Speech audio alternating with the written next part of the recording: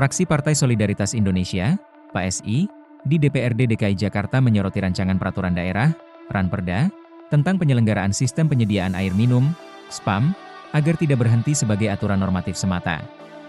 Mereka meminta agar regulasi tersebut benar-benar menjawab kebutuhan masyarakat, terutama terkait akses air bersih yang adil dan terjangkau. Anggota Komisi B DPRD DKI Jakarta dari fraksi PSI, Francine Wijojo, menyampaikan hal ini dalam rapat paripurna pembacaan pandangan umum fraksi Senin lalu.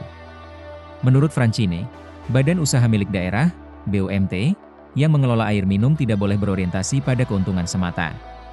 Ia menegaskan bahwa air merupakan kebutuhan dasar, sehingga kebijakan tarif harus mengedepankan kepentingan masyarakat luas. Setiap penetapan tarif harus tunduk pada kepentingan publik dan bukan atas logika keuntungan, ujarnya.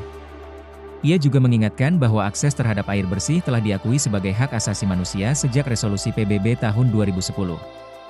Karena itu, pemerintah Provinsi DKI Jakarta memiliki kewajiban untuk memastikan layanan air minum tersedia secara merata dan terjangkau. Dalam pandangannya, fraksi PSI mendorong agar Ranperda SPAM secara tegas mencantumkan batas atas tarif air minum. Selain itu, mekanisme konsultasi publik sebelum penyesuaian tarif juga dinilai penting agar kebijakan lebih transparan dan partisipatif.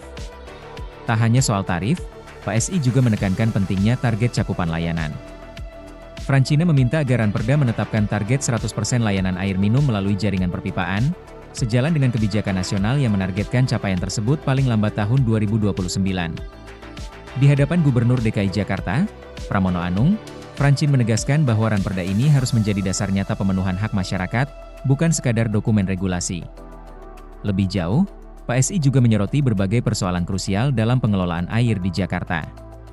Salah satunya adalah tingginya tingkat kebocoran air atau non-revenue water, NRW, yang pada 2025 mencapai 44,9%, jauh di atas target nasional sebesar 25%.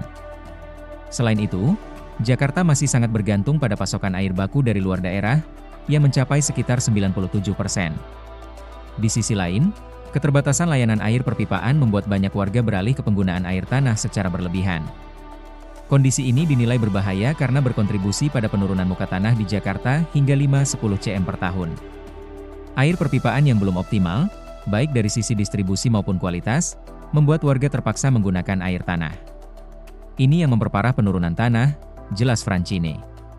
Untuk mengatasi hal tersebut, PSI mendorong adanya pengaturan yang lebih tegas terkait pembatasan penggunaan air tanah.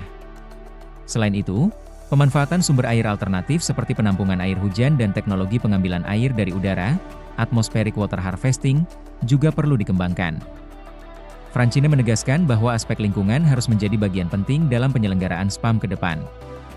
Di akhir pernyataannya, ia menekankan bahwa Ranperda ini harus memuat target yang jelas dan terukur, termasuk dalam menekan tingkat kebocoran air.